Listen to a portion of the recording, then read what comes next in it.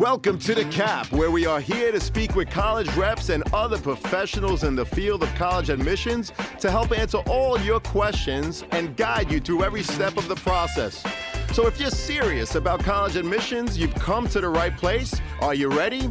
Let's talk about it. And now, here's your host, Dr. John Durante. Welcome to The Cap, the College Admissions Process Podcast. I am your host, John Durante, and I am here to introduce you to college admissions representatives and other professionals in the field of college admissions. Our purpose is to serve you, the students and parents, so that you may gain insight straight from the people who ultimately make the decisions. Regardless of whether you apply to a particular school being highlighted in a given episode, you should listen to all of them, as each guest will give you tremendous insight and advice on every aspect of the college admissions process, prompting you to come up with your own follow-up questions for when you visit campus or meet with a college admissions representative yourself.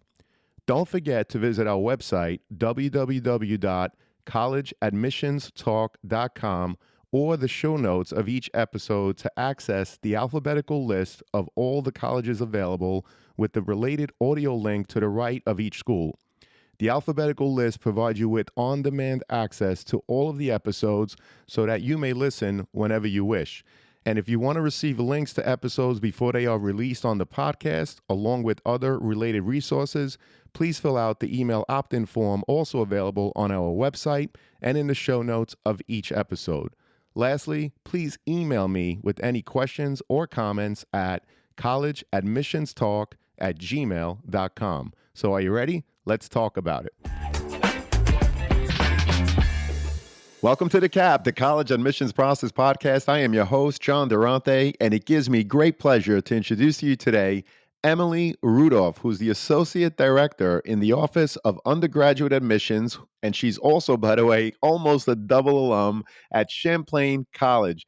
Emily, thank you so much for being here today. How are you? Thank you so much for having me. I'm doing great today. It is our honor and pleasure. So let me ask you, Emily, can you give us an overview of Champlain College and what makes it unique compared to other colleges and universities? I'll certainly do my best, of course. So Champlain College, we are a smaller private school up here in gorgeous Burlington, Vermont. A couple colleges in the area, so it is a lively spot to be as a college student. About mid-sized, 2,000 students on average in our undergraduate class, which gives us the great pleasure of offering a more personalized learning experience. About 16 students in the classroom on average, cap it at 25. Something that makes us a little bit more unique compared to other colleges and universities, I think, would really be our career readiness mindset. Ready is a big word for us at Champlain, and I think it's seen in a lot of different ways. Our motto is Adiamos, or let us dare. We have students start their major classes on day one. It gives students more time just to make sure they're on the right path for themselves. And if not, make a change pretty early on. Also, it allows students to start internships much earlier. We typically see students starting internships as early as the second semester, of their first year at Champlain. So that readiness is seen in all of the academics we have for our students, and I hope to explain a little bit more as we go through. Well, that's an awesome introduction. Average class size of 16, which is amazing. And you said they capped the classes at 25, which is unheard of. A focus on career readiness and, of course, internships. But at Champlain, internships starting with the second semester of freshman year, which is also extremely unique. So, again, we really appreciate that. So I know that Champlain College is a liberal arts college. Can you explain exactly what it means to be a liberal arts school? Absolutely. So, as we know, liberal arts really leans into learned skills, and it's seen in a lot of different things that we use in our day-to-day life that we see our students really need to learn in a classroom. But with that unique Champlain style, we really like to make it, again, all about career readiness. So this is seen in a lot of different ways for us. Most important is project-based work over learning to take a test and exam. If you really want to retain that information and for a student to really find where their unique skills lie, their strengths and areas of growth, it's all in project-based work. So this is seen mostly in our what's called core curriculum. So students are always taking major classes at Champlain, and they're always in their core curriculum classes.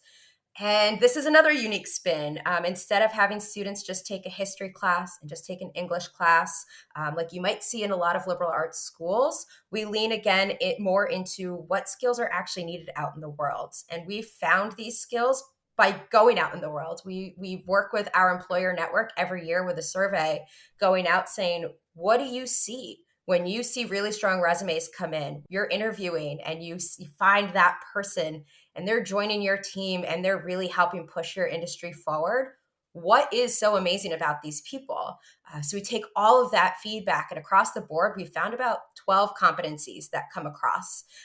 And that is our core curriculum, is those 12 competencies. So it's kind of liberal arts, but it's kind of not. It's a little more unique. This is, logic, research, analytical skills, ethical researching skills, especially as technology is changing around us. This is strong verbal and written communication skills, organizational skills, working in a team, time management on your own, having a global mindset, an entrepreneurial problem mindset are some of those competencies I mentioned. And that is what our students are learning all 4 years alongside their major classes.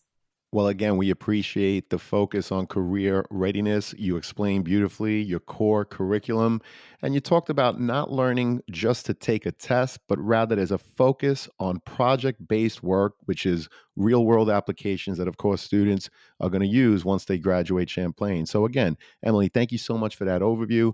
And can you speak to the campus culture and student life at Champlain, including any student organizations, clubs, and any other activities you wish to share? Absolutely. I think one thing to mention as I dive into this topic is to really bring back into focus our location. Burlington, Vermont is a really unique place. I am not born and raised Burlington, Vermont myself.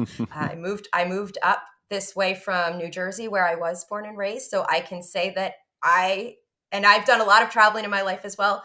There are very few places I found that are like Burlington. I think it's a really special and unique place.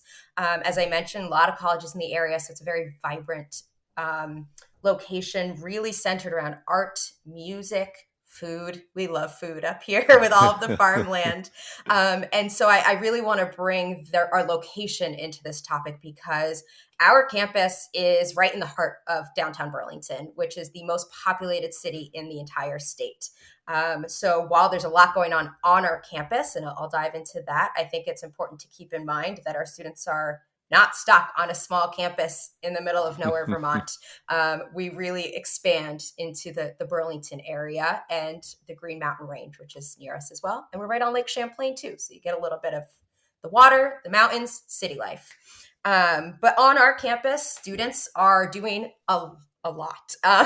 Sometimes I'm chatting with students and I look at them and I ask, when do you sleep? When do you eat? How do you have time to do everything that you do? And they look at me and they laugh and yeah, they're tired and yeah, maybe they could be eating a little healthier, but they're having a lot of fun with everything that they're adding to their calendars. One thing I love to talk about is how we usually kick off our years on campus when students arrive. We have our orientation weekend, which is a lot of fun, high energy, but a lot of learning too. After that, we let students settle in. And then we have a job fair on campus first, actually. A lot of student-based work, departments that offer student work, which there are hundreds of student jobs on campus, work study and non-work study. And then we let another week settle in, and then we have a club fair on campus. So you've got your classes, you've got a paying job with experience, and with your free time, let's go find a club, a hobby, a social group to get involved in. And we're seeing a little bit of everything on our campus. We have a lot of academic-based clubs, cybersecurity, film society, robotics club.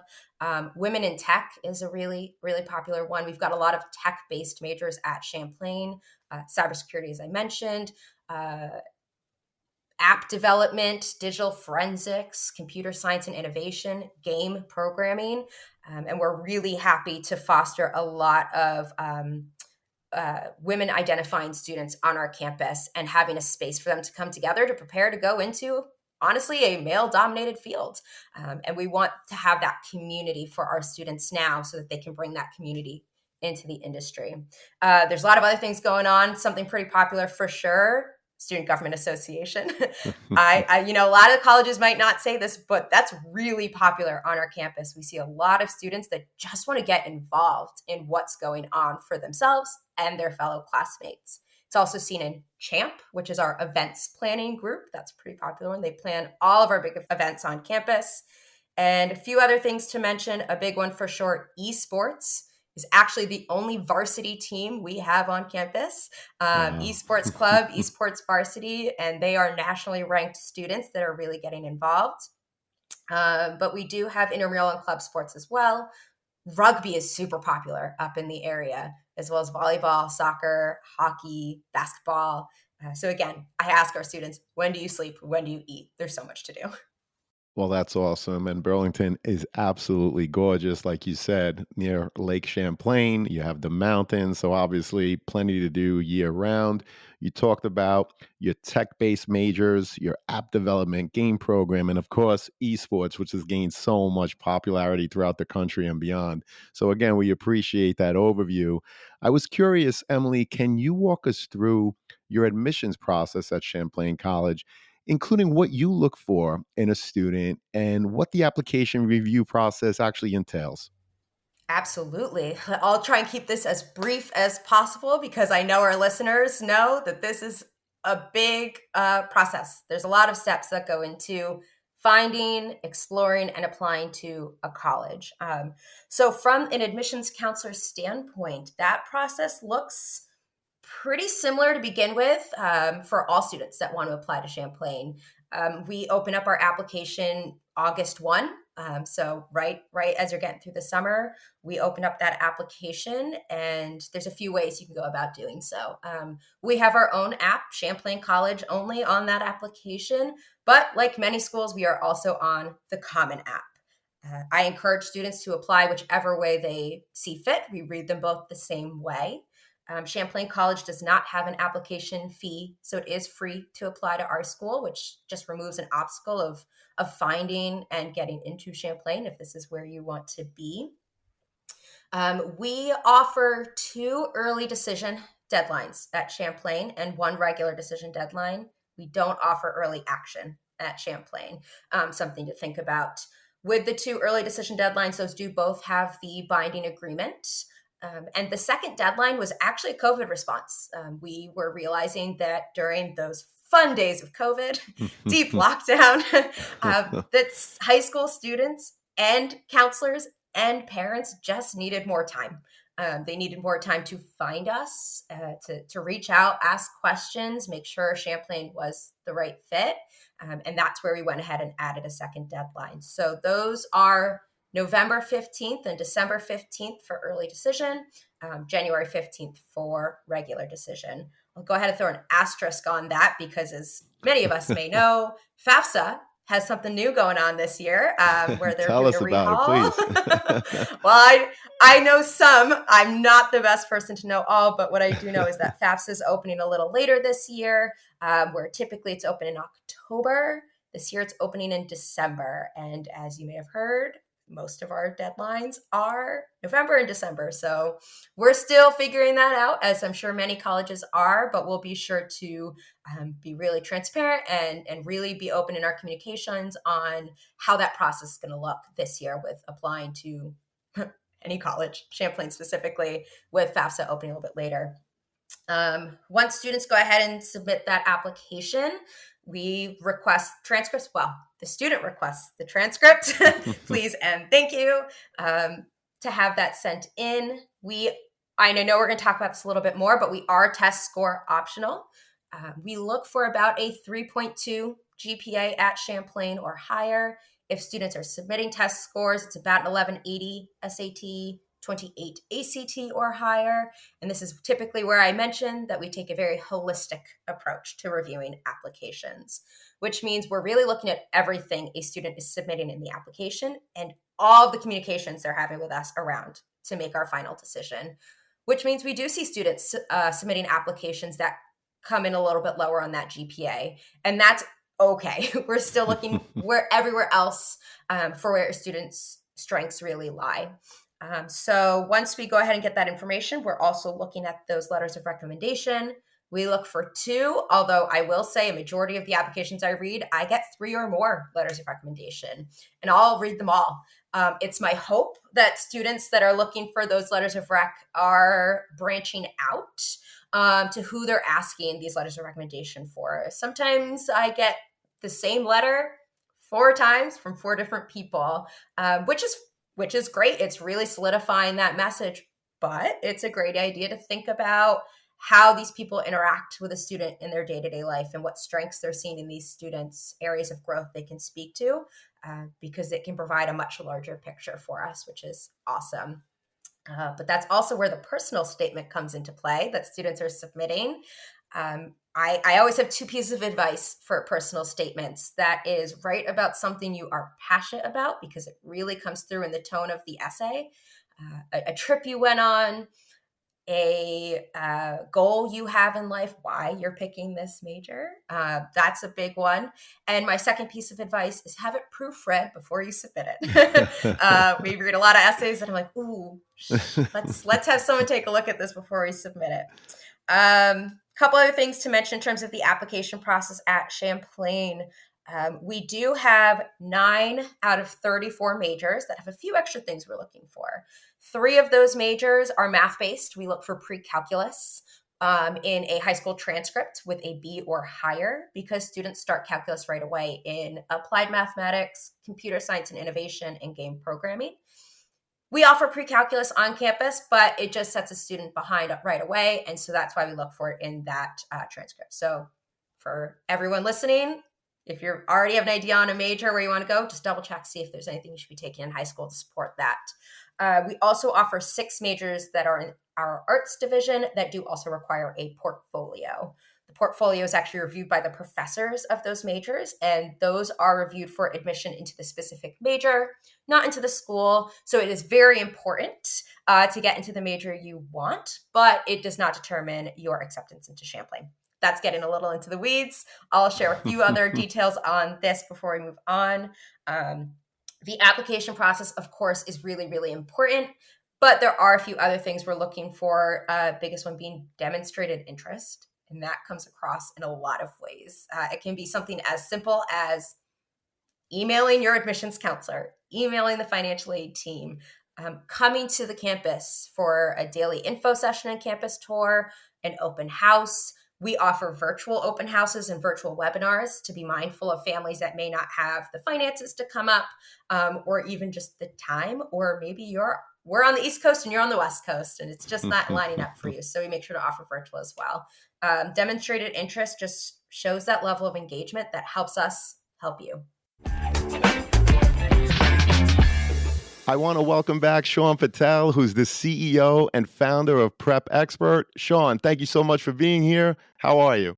Doing well. Thanks for having me, John. Just wanted to do a quick shout out for an amazing deal that we have for college admissions process podcast listeners. We're offering 30% off all Prep Expert SAT and ACT courses and tutoring. It's live online. We've got the best score improvement guarantees in the industry. You'll get taught by 99 percentile instructors. And you can save 30% off when you go to the show notes of the College Admissions Process podcast. Grab your discount code for 30% off and click the link in the show notes. Thank you, Sean. So great to have you again. And to everyone out there, please note that if you make a purchase through any of our affiliate links, the podcast gets a commission. But rest assured that we would only promote products that we believe in and feel would benefit our listeners. Thank you all, and best wishes. Well, thank you so much for that overview, and I really appreciate you talking about demonstrated interest. So students obviously at Champlain, demonstrating your interest is in fact very important in their overall application process. In addition, you talked about your holistic approach while mentioning many different parts, which we're going to unpackage now just a little further. So, Emily, what are some examples of college essays that left an impression on you? And what advice would you share with prospective students in terms of what to think about when preparing to write their essays?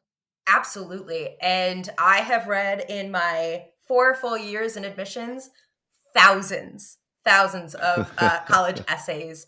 And usually they're pretty solid, they I get a sense of this student. I get a sense of what they're excited about. But you're absolutely correct. Some do stand out amongst the rest. One of my favorite ones actually to talk about is an essay that I read the first sentence and I was like, where is this going? And by the end, I was like, this is amazing. Such a simple topic, but really told me a lot about this student. And this student told me about their favorite breakfast cereal. That was the topic of their essay, their favorite breakfast cereal. And again, I was like, that's cool. Where are you going with this essay? But it really surprised me with where they went with this topic. They focused a lot on how they start their day and how a strong start to your day leads to a strong day overall. So they go into their kitchen, they get their favorite breakfast cereal, they kick off their day on a positive note, they go to school, they show up as best as they can, they go to their clubs, they hang out with their family, they hang out with their friends, they go to sleep, they start all over again. Some days it's really positive all the way through. Other days you get tripped up a lot and you just don't end your day on a strong note. But that next morning, they go into their kitchen, they pour themselves a bowl of their favorite breakfast cereal, and they start all over again. And again, just a great example of such a simple topic that told me so much about this student, how they go through their life, how they're going to bring this really strong and healthy mentality into their days at college, which is not an easy thing to do. The transition into college is hard. The work level is hard. What you need to put into your education in college asks a lot of you. So when I see an essay like that, it tells me that this student can handle what they're going to have coming for them in higher ed. And while we absolutely have a ton of resources to support them, I'm not really worried about this student. I think they're going to do great things and they'll really take advantage of the resources available to them. That's one example. Let's see, another one. I think something to talk about too, as I mentioned, I've read a lot of the same recommendation letters. I've read a lot of the same essays. And it's not a bad thing, absolutely, but I think it's something to think about. So I mentioned we have a game programming major. We actually have 6 majors into the gaming industry at Champlain. The game studio is something that we're really well known for and is easily some of our most popular majors. And with those majors is a time when I tend to read the same essay all the time, which is, and it's great. It's students' love for games, video games, their ability to connect with people in a way that maybe they haven't found elsewhere. It's something that really showed a new corner of the world, helped them explore tech in a new way, wanting to give back to their community the positive feeling that gaming gave to them. Awesome. Love all of that. But I've read it a million times. I love when I find an essay around gaming that just goes a little deeper into that individual, unique student. One that really stands out for me started out about the same as all of the other ones do, but it turned from the focus of the individual student to the relationship that they had with their little brother. And how it helped them find a way to communicate with each other, which was brand new for them. I know how it goes with brothers. I got a ton of them. It's another person in your house that you're growing up with. And it can be hard to find a positive hobby that helps you communicate.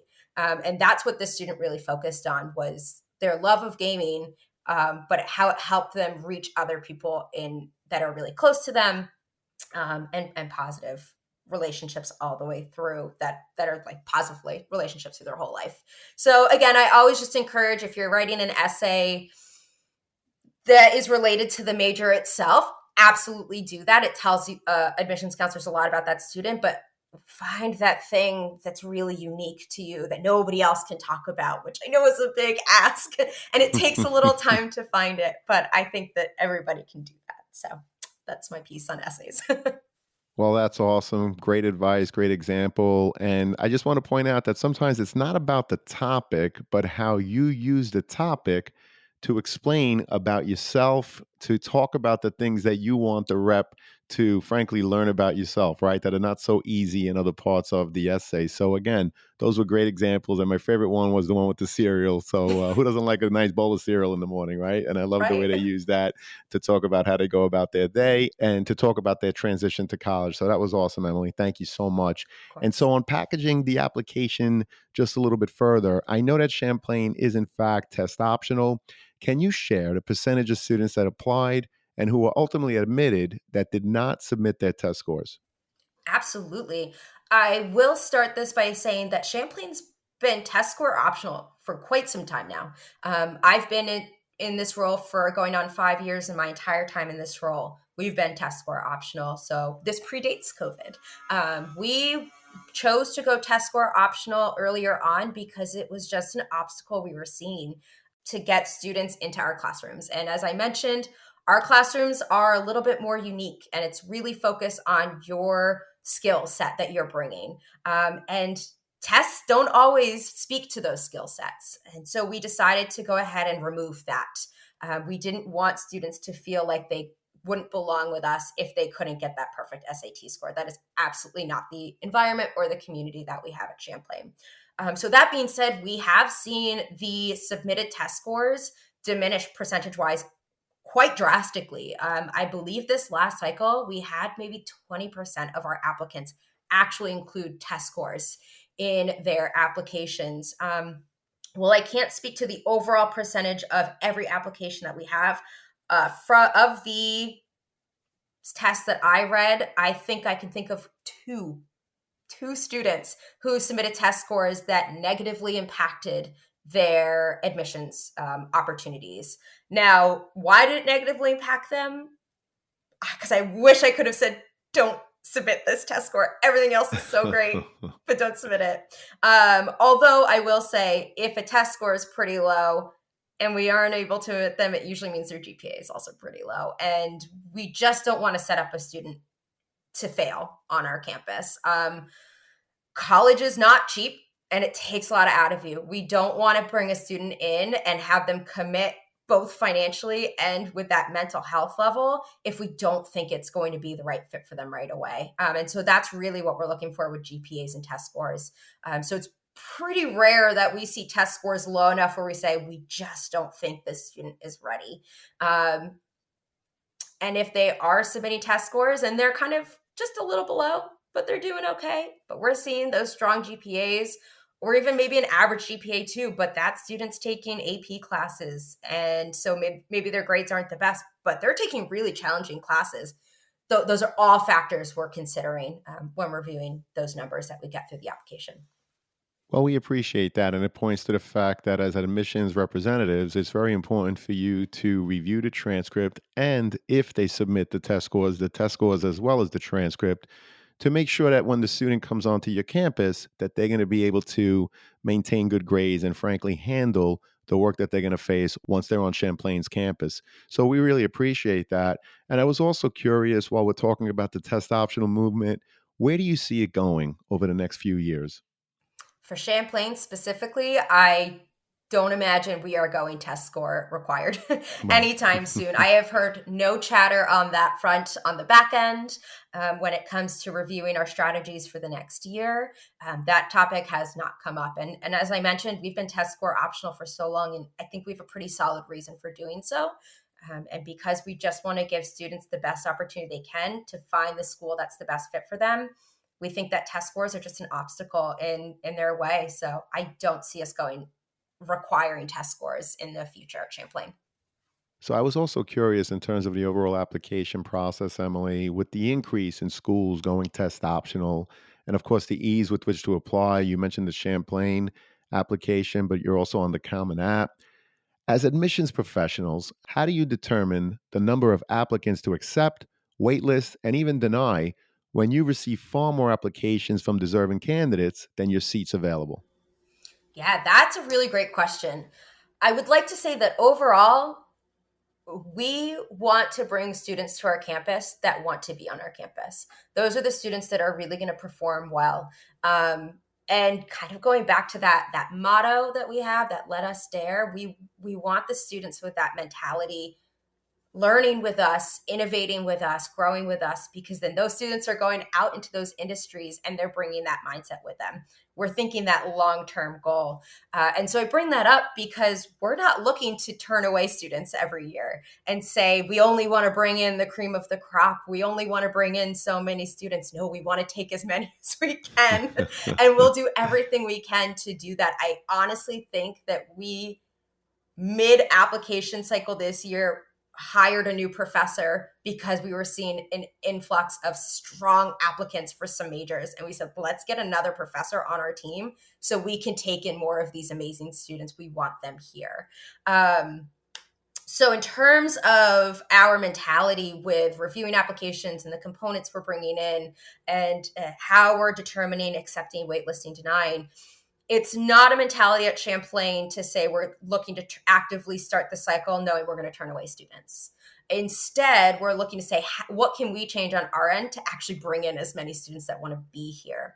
That being said, we do have denies, we do have wait lists. And I can also say, of all of the applications I read, it is so rare that I deny a student. It is so rare that I deny one. And it goes back to, will this student be making a not financially strong choice based off of what I'm seeing in their application to come to Champlain, and a few other factors that have me actually hit deny on an application. That's where that waitlist comes into play. And we have a few things actually, and that comes back with demonstrated interest as well. If we see students apply to Champlain and they're kind of on the lower side with that GPA, but we're seeing some strengths elsewhere, and we think with the resources we have, we could help them be successful if they're showing up to help themselves also be successful, we may put them on the wait list to see what we get from our applicants first. Who is enrolling? Where are our numbers? Can we support bringing in more students with the resources we have available to us? If yes, we're going through that wait list. And with our wait list process at Champlain, we reach out to students right away. And we have a form that they can fill out to say, you know what, I acknowledge I'm on the wait list. I am raising my hand. I would like to be considered for admissions at Champlain. That's super important because with, like you said, the increase of applications students can submit through Common App and test score optional. We do get a ton of students just throwing Champlain on the list because they can. Awesome. We'd love for you to do that because it can help you explore more, but we are a small admissions team. There are only so many hours in the day, and there are only so many of us that can show up to support students. So we want to make sure we're showing up and making ourselves available to students that want to connect with us. And so when we hit a wait list, we will reach out to those students that are raising their hand versus trying to reach out to every single student when we know half of those waitlist students may not even remember applying to Champlain, and it's just a blip on their radar. Totally fine. It happens. Applying to colleges is not easy, and it's good to cast a wide net, but we want to make sure that we're showing up and with quality assistance. And so that kind of form and that hand raising helps us help our families. I can speak to that so much more, but I know we have other questions. So if anybody has questions around that, you can always reach out. Well, that's great advice. And of course, I always put the link to the Office of Undergraduate Admissions in the show notes. So if there are any other resources that you want to share, just send them to me. And of course, I'll make it available to the students and their parents in the show notes. I appreciate you sharing your overall process along with giving a lot of insight. So many students and their parents really want to know what happens when they hit that submit button. So, Emily, we really appreciate it. And again, you keep emphasizing demonstrated interest. So students and parents understand that demonstrated interest is a thing that they track at Champlain. So if you're interested, make sure you're emailing your admissions rep, you're visiting, whether it be virtually or on campus, you're replying to emails, you're engaging with any links, anything that you could do to make them know that you are in fact serious when applying to Champlain.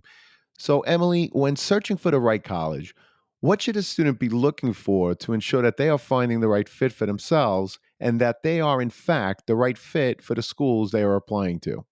Absolutely. Great question. And one I typically start off with pretty early on in the cycle when working with students. And that's what I call the exploration process. It can start as early as you want it to start. I have actually seen an increase in freshmen showing up to college fairs, sophomores and their parents showing up to college fairs.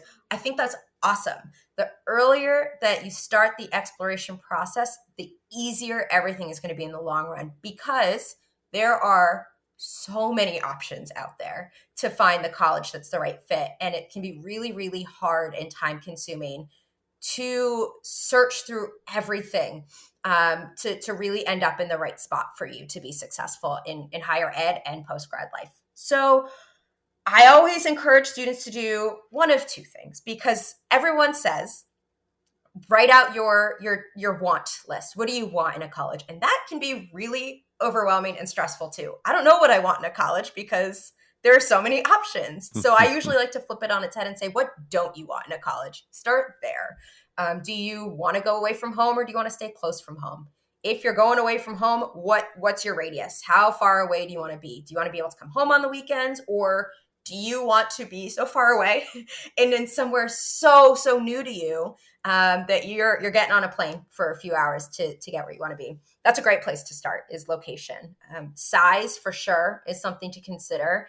Not only the size of the campus, but the size of the classrooms. I know from experience, especially as a Champlain alum myself, that I was really interested in being in the Burlington area when I went to college. And so I looked at all the schools up here, throwing out some other names up here because Burlington's a great place to check out. University of Vermont, St. Michael's College. I visited all of those campuses, and I stepped foot on UVM thinking that for years that's where I wanted to go. And it was so big. The campus was huge. The class sizes, it was like 100 students or more in one classroom. And I was like, there's no way I'll be successful in this learning environment. I've done this in high school. I went to a huge high school, and I really struggled with being 1 in 40 students in a classroom at times. I needed to know who was teaching me, and I needed them to know me too. And that's how I found Champlain. It was right across the street, and it was a small campus, and the classes were so small. It was perfect. So think about not only the size, but where you're going to thrive in that. Do you want to have that personalized learning experience, or do you like the idea of being in a larger group? Majors as well is definitely an important one, whether you know what you want to major in already or you don't. Something I bring up earlier about Champlain is that we do have undeclared paths at Champlain, and we still have our undeclared students taking major-based classes right away. So whether they're coming in generally undeclared or they're picking one of our 4 divisions to come in undeclared, we allow students to just dive in and explore. So if a student isn't sure what they want to do and they want to go in undeclared, that is awesome. And honestly, I highly recommend it if you're in that boat. It's not a bad thing. It's a great way to be really efficient in your time and your education. So look at the majors that schools offer, and are you seeing a variety that you would be interested in? And if not, and you know you want to go in undeclared, that might not be the best school for you, even if all of the other boxes are being checked, because at the end of the day, it's really about what you're learning and how you're going to use this information for the rest of your life. So you want to make sure you're really interested and passionate in what you get to explore.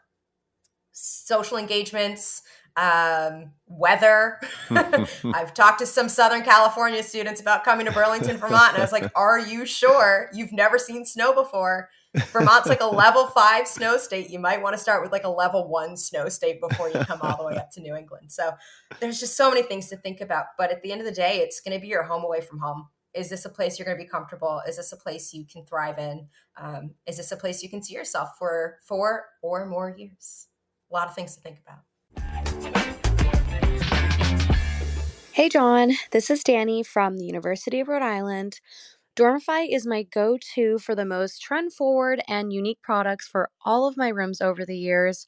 I love that no matter how my style changes, I can always go to Dormify for inspo to style my space.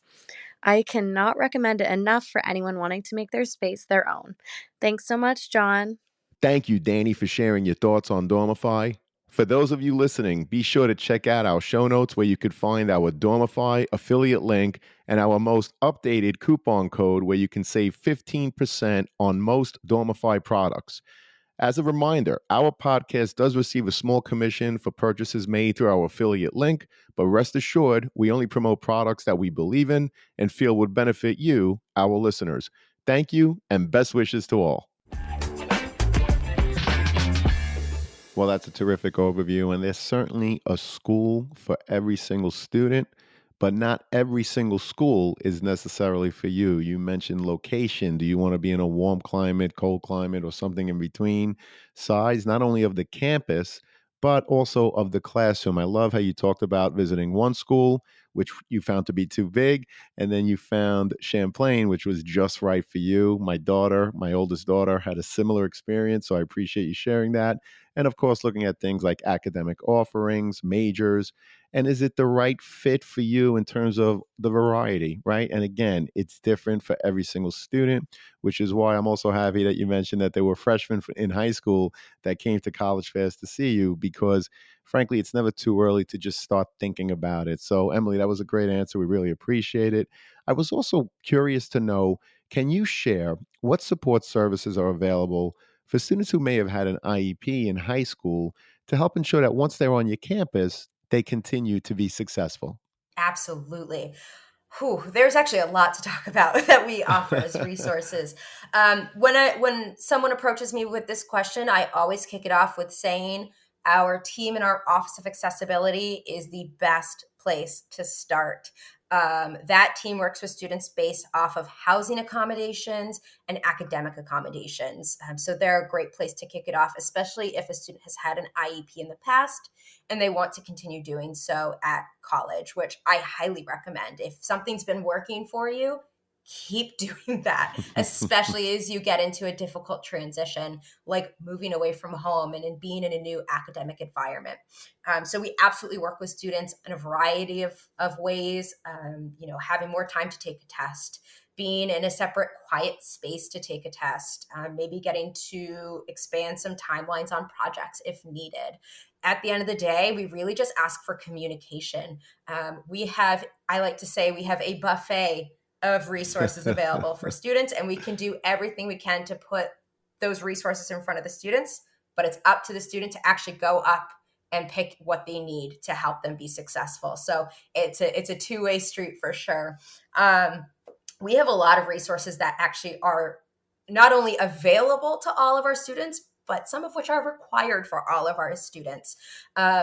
We have a solid counseling team on our campus, and I like to bring that up because it's that same mentality. If a student has been in counseling in high school and they want to continue doing that in college, keep doing that. Again, it's a difficult transition. Set yourself up for success. Have that space and have that support to help guide you through it. We've got a great team on campus to help with that.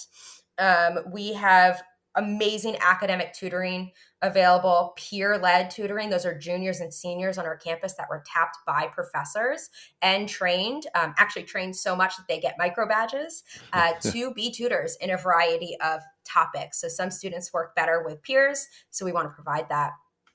We also have a solid staff member or group of staff members in our academic supports team that work with students on topics like how to study in college, ADHD in college. That's a big one. How to prioritize your time. They work one-on-one with students, especially for those first few years when you go through your syllabus week, where you have 1 week. It's your first week typically, where you go to every class and you get a stack of papers or your digital file that's so many pages long of everything you will be doing in that class for the entire semester. And it is a ton of information to get, and you get it for all of your classes in 1 week. A lot of students freak out, and we say, go to the library. We've got a team there to help you, and they'll meet with students one-on-one, and they will build a calendar for them. They'll work backwards from those deadlines and say, this is how we're going to plan out your semester with the work you're going to do. And you're going to meet with me once a week, and I'm going to help you stay organized. And they do that with students so much to the point where they're like, I don't think you need to meet with me anymore. And the student's saying, the only reason I'm getting this work done is because you are holding me accountable. Please don't take away these meetings. We won't take them away. 15 minutes instead of an hour, we'll meet you for 15 minutes, and you're going to show up and you're going to show me that you did all that work, to the point that they don't need that anymore because they're growing those skills. Two other things, though, I'd love to talk about on this topic. One thing, another COVID response we had was, I think, something that we're all seeing is, and I know I felt it, I know a lot of people feel it, but it was really, really hard for those high school students during COVID. You were a freshman, you were a sophomore, you blinked, and now you're in college. Where did that time go? Where did that time go that allowed you to grow those social skills and just like critical thinking skills? So we were seeing a lack on our campus with our students, and it was really important to us to make sure we were responding to it. So we built a program. It's called Champ 101. It is required for all of our first year students. They meet once a week for 10 weeks in their first year. It is an extended orientation. And it talks about a lot of different topics, some of which have a lot of stigma attached to it.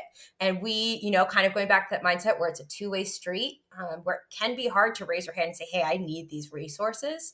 So everybody gets this information at the same time. So you do not need to ask for it. It is being provided to you in this sense. So we talk about the different types of relationships you're going to have in college. I know when I moved to college, I had never had to share a room before. And now all of a sudden there are these two other young women that their beds are like right there. That was a huge area of growth for me. I mean, we see that every year. And I had to learn that it's okay to not be friends. You don't need to be friends with everyone. And we talk about that in that class.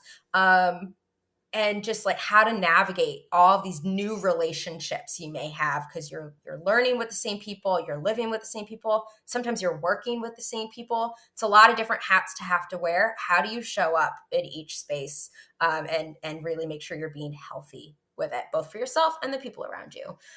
We talk about, what does it mean for a professor to have office hours? What would you use during that time, and how do you set up that assistance? So really, again, it's just that extended orientation. So that is something that has worked pretty well. This year is our first year doing it, and it went so well, we are continuing doing it indefinitely. It is just such a great resource we want to provide for our students, both for setting them up for success and our retention rates as well. We think it's just a great way to make sure that students are kicking it off on a positive note. I could talk about this for so long. I'll be happy to share some more resources on this topic, because we offer so much for our students. That's one of the requirements, but we have a few others as well. Well, that's terrific that you offer so many resources for your students. It truly sounds like you have something for everyone. I love the Champ 101 extended orientation program, and it's great that everyone has to take it. So, like you said earlier, there's really no stigma. Everyone has to take it as an extended orientation. Again, Emily, if there are any links that you want to include, send them to me and I'll make them available in the show notes for the students and the parents. So, this has been an outstanding conversation. You gave us so much. Unfortunately, it leads us to our last question, which is, what are your top 3 pieces of advice that you would give a student and their parents getting ready for the college admissions process? Absolutely. I'm going to start it off with my favorite, which I think doesn't come up very often, but is very practical. When students are applying to colleges, both parents and students are going to get so many emails. So many emails. You're going to be so mad at the amount of emails you get, but there's going to be a lot of important information in those emails. And there's a reason we're sending that information out to you, because again, we want to be supportive. And at the end of the day, right now, email is the best way to do it with updates, that and being on the website. So my biggest practical piece of advice is to, bookmark the web pages of the colleges you're most interested in. The page I recommend families bookmark is our visit page, because we're always updating, again, different ways to engage with the school in person and virtually, whether it's in a group setting like an open house or a campus tour, or a one-on-one like admissions interviews or financial aid connections. So for us, champlain.edu/visit. I will share that link with you. But the schools that, as you're exploring, they're really standing out for you. They keep coming back. Bookmark the pages. Also, honestly, have an entirely separate email account that parents and students share. Make a new Gmail account that's specifically for applying to colleges. I see it a lot. It's like johncollege@gmail.com. I'll get those. But I'm like, genius, because now both the students and the parents have access, and it's just college information that is going to that email account, and it can help you stay more organized in a very disorganized process. So that's one piece. And honestly, on this track, because I've seen someone do this once and it has stuck with me. It was my first year I was an admissions counselor. And when you're going to college fairs or you're going to high school visits and you're interacting, I don't have one with me, but every college has an inquiry card, is what we call them. And it's our way to capture students' basic information. That email address is going on there. Parents' emails address are going on there. That's typically how you start getting emails from us. Your kid wrote it down on an inquiry card. Phone numbers, the school, the graduation year, the majors they're interested in. If you're going to a college fair, you're going to be writing a lot of inquiry cards. I once had a student bring like one of those Staples like labels, they like stickers. They printed out, they wrote all of their information, typed it up ahead of time, and they brought 2 sheets worth of these, and they just stuck it on an inquiry card, and they were done. And I was like, that is genius. That was really smart. Work that is harder, genius. work smarter, not harder. In that aspect, I love it. So I'm going to call that 2 for the sake of this conversation. Another piece of information really is to know that there are more people you can connect with. Admissions counselors are your main point of contact. They will be your best friend as you're exploring colleges. We are your advocates, and we are your funnel for information. But we are not the only people that you can connect with, but we're the first person to start with, because then we can introduce you to other people on campus. Most colleges have a student ambassador team. Those are current students at that school that are in a paid position to connect with prospective students and families. They lead campus tours, they help out at open houses, they answer emails, and they share the current student's perspective. Great resource to reach out to, because I am a grown woman. I have graduated college a long time ago. I can speak to my experience, but I haven't been a student in a really long enough time. But I got a group of current students, and they'd love to share their perspective. Faculty members, other resources like our counseling team, those tutors I mentioned, I can introduce you to all of them, and they'd be happy to connect with you and answer your questions. So really, the biggest piece is organization for your sake and sanity, and communication, because we want to help. We want to share this information. So let us know what you'd like to know. Well, Emily, this has been a fantastic conversation. Those were so many great pieces of advice. I'm so happy, as I know that this is going to help so many students and their parents as they navigate through the college admissions process. Thank you so much, Emily. I do hope to have you again. You were awesome. Oh, thank you so much, everyone. Take care. You too.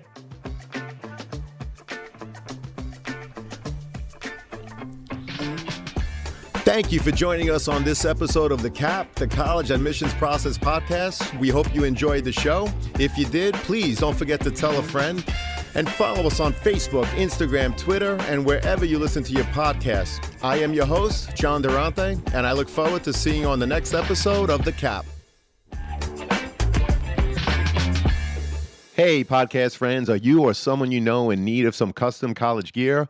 Prep Sportswear carries a wide variety of college fan gear and apparel, including t-shirts, sweatshirts, hoodies, hats, and so much more.